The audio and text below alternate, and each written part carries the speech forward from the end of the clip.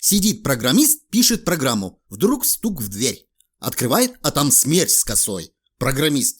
Не забирай меня сейчас, дай программу дописать. Смерть. А я не за тобой, я за твоим винчестером. У меня было все. Работа, дом, жена. Пока врачи не поставили мне страшный диагноз. СПИД? Хуже. Годен. Девушка, вы родились в год какого зверя? В год овцы. Надо же, а выглядите как в год лошади. Вам батон нарезной? Нет, гладкоствольный.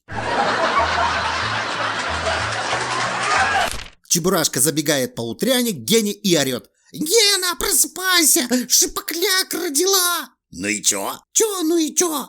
Я своих утопила, твои не тонут.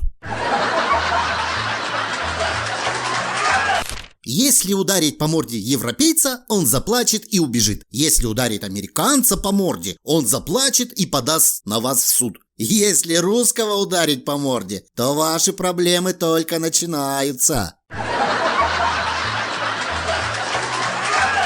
Рейс Москва-Одесса. Высота 10 тысяч метров. Самолет падает. В эфире сумасшедший крик.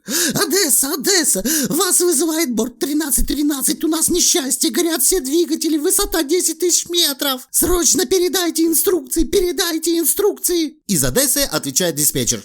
Борт 1313, слышу вас хорошо. Не паникуйте, записывайте инструкции.